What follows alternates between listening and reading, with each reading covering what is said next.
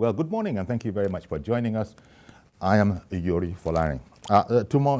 Today, I guess there wasn't anywhere else we could go, talking really about Peter Gregory Obi, as he said he loves the name Gregory, more widely known as Peter Obi of Labour Party, who came third behind the president of the country, President Bola Ahmed Tinubu, and the second place runner-up, Atiku Abubakar. So he came on air yesterday, in what some have described as an attention-seeking outing.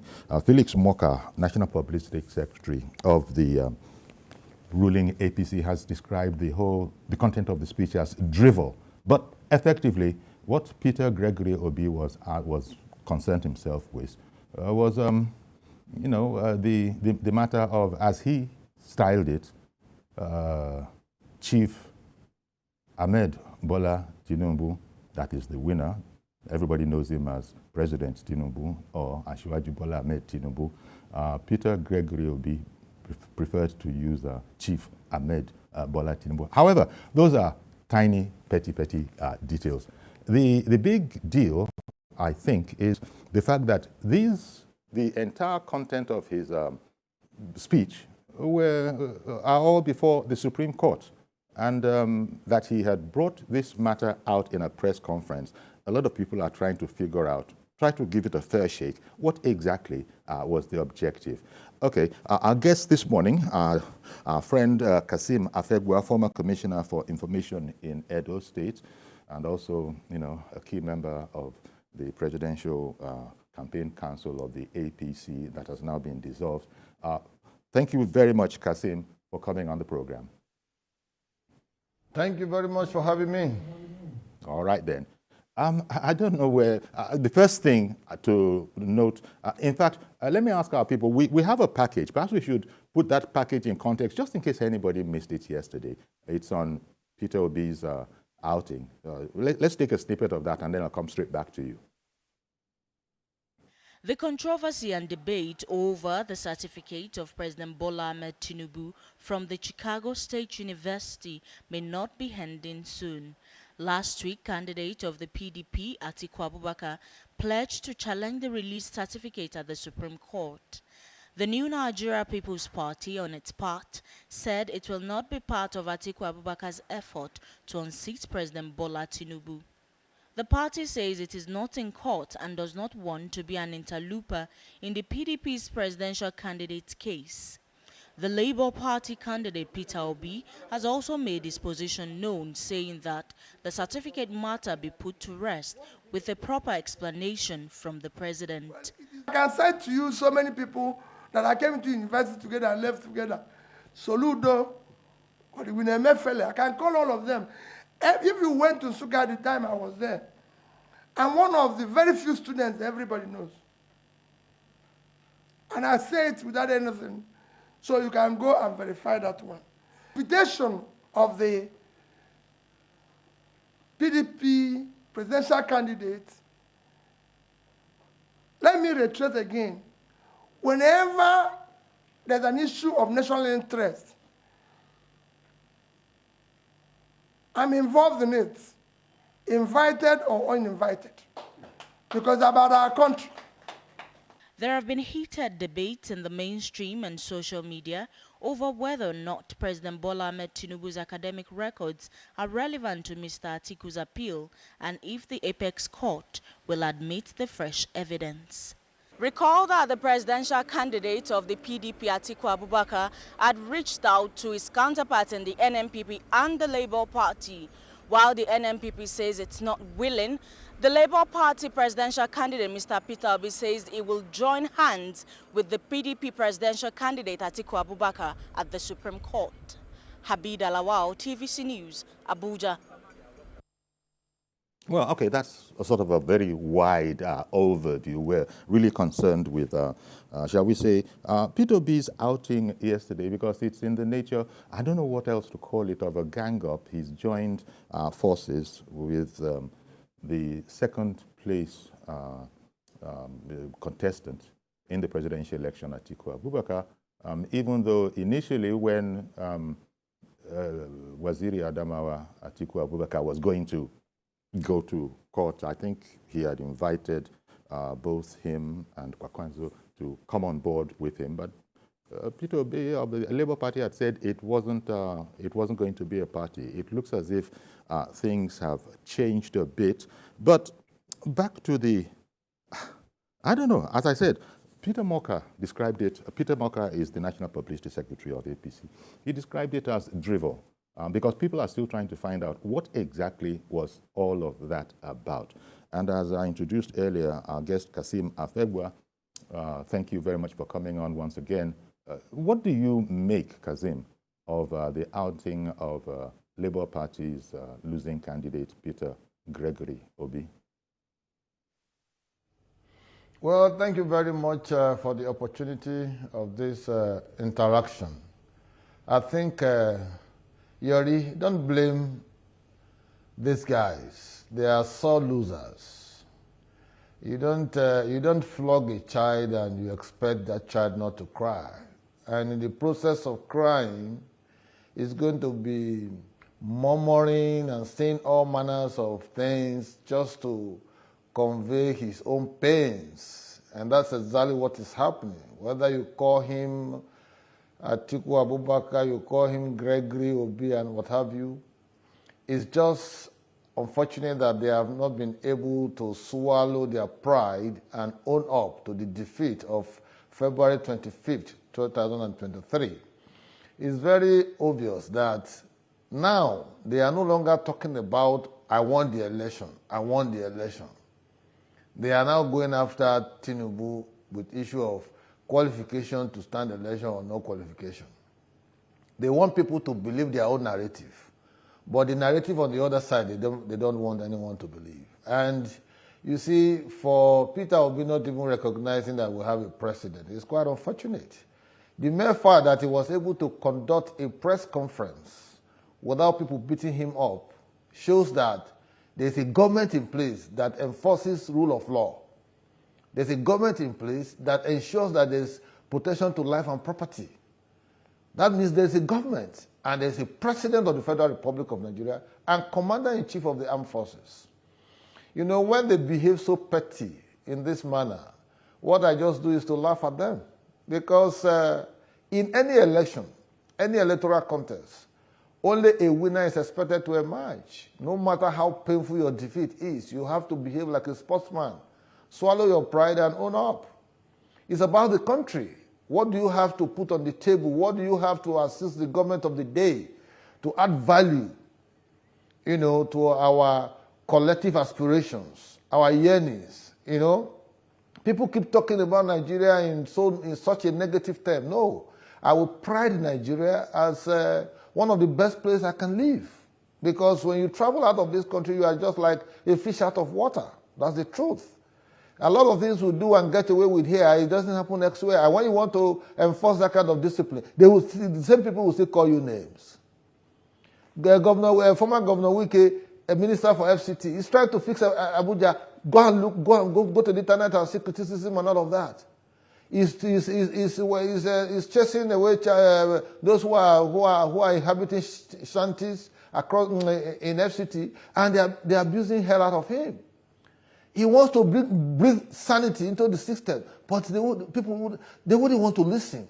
We want discipline, but we don't behave as disciplined people. And so, for a man who contested as presidential candidate of Labour Party and wants Nigerians to accord him that recognition as a candidate who wanted to preside over Nigerians, for him to even be undermining the government of the day is quite unfortunate. That is the more reason why he cannot smell Aso Rock. You know, as you say, Kazim, for a man who would be president to be behaving in this manner, by which I mean, how ethical is it? Only the other day, I referred to him and Waziri Adamawa as a statesman. Somebody called in and objected quite vigorously to that particular characterization. But for a man who would be president to now be behaving in this manner, the matter is before the Supreme Court. I don't know, the only thing that possibly could be gained by Peter Obi in all of this was attention. He wanted, it would seem to me, to get back on the front page. Well, to some extent, he has achieved that. But how ethical is it for a man who would be president to be compromising the Supreme Court? All these matters are before it. He even said it somewhere along the line in his question and answers that this wasn't about politics, the way he put it. He said this wasn't about politics, this wasn't about education. I think it's about ethics, the very ethics that I'm talking about. So I don't know I don't know, it was very, very confusing. And then he was behind, he had behind him a backdrop of let's take back Nigeria. Didn't somebody tell Peter Obi that the election is over and that we have a president in place? Yori, you see, again, that is their level of understanding of the dynamics of politics. They tend to think that if it is not them, then it should be nobody. That is the characteristics of bad losers, sore losers, who think they should be given the opportunity, on a blank slate to be president of Nigeria. Nigerians, 8.7 million Nigerians voted for Asiwaju Bola Ahmed Tinubu. That has been fully, that has been fully underscored by the tribunal. Now, you say you were not satisfied. You have raised 50 grounds of appeal. You've gone to the Supreme Court and all that.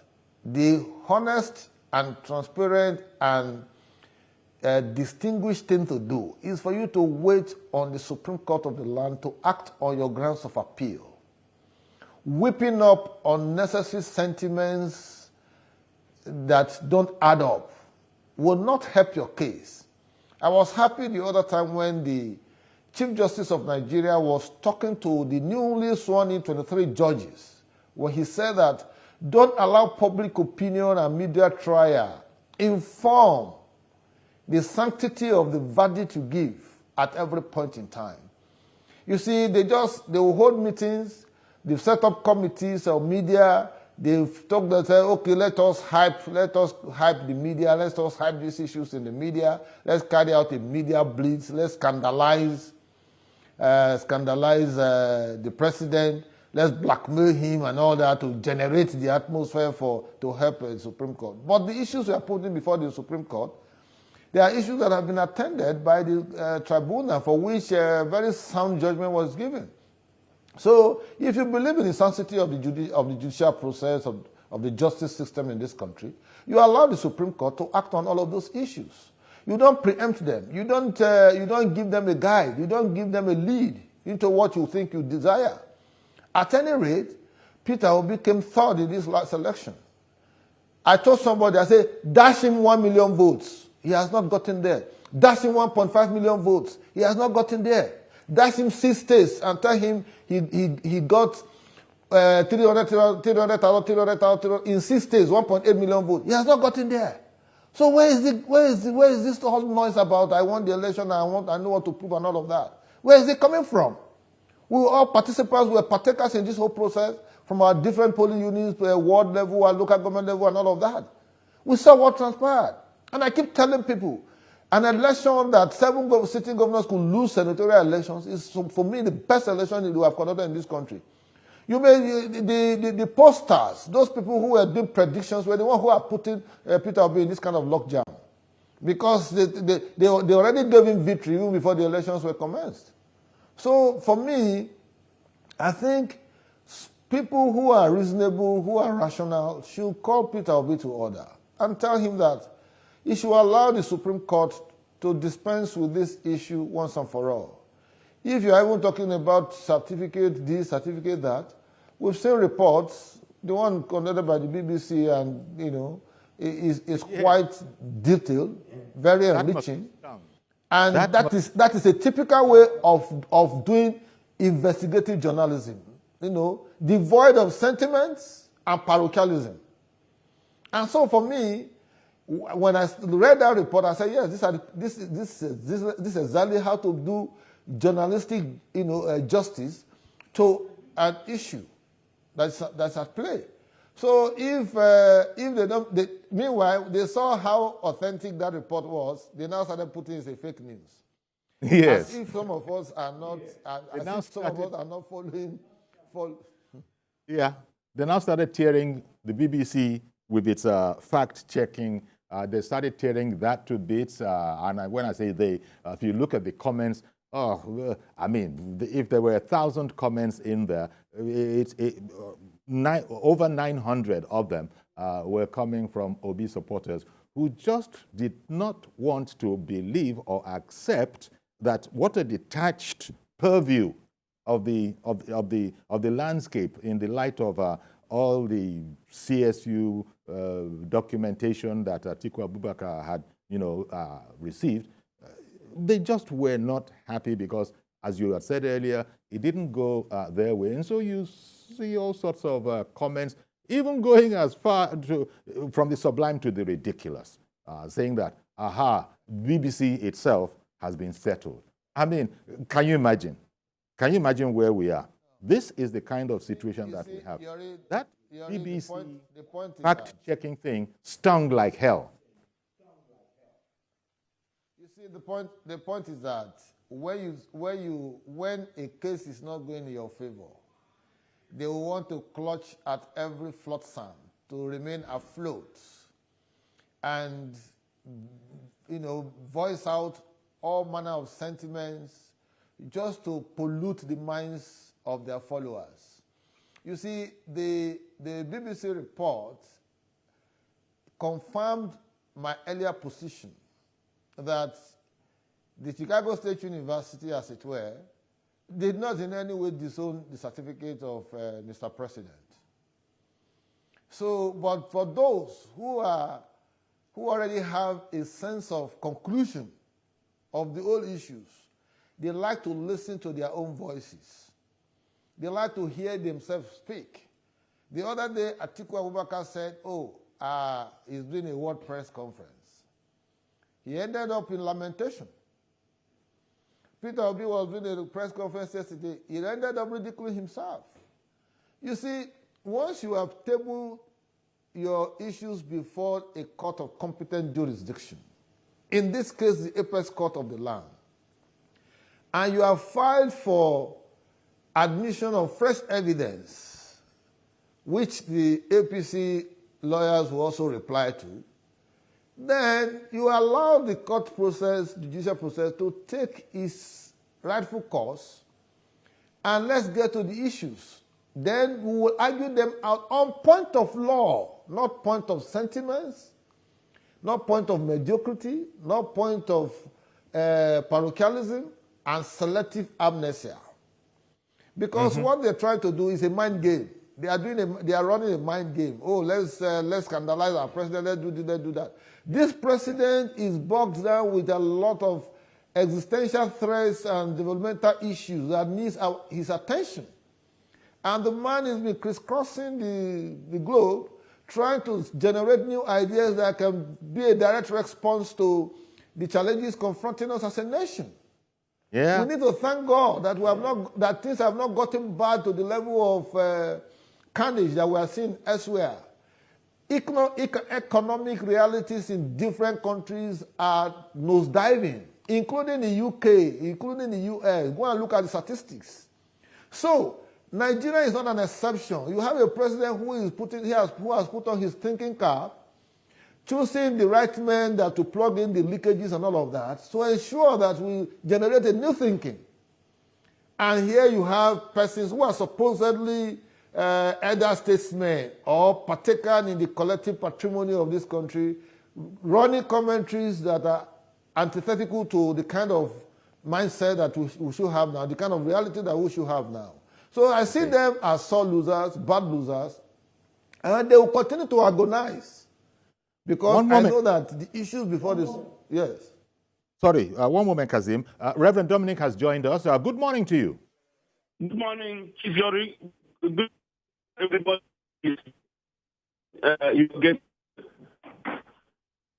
I have taken the place of Olisa in this issue. Olisa about.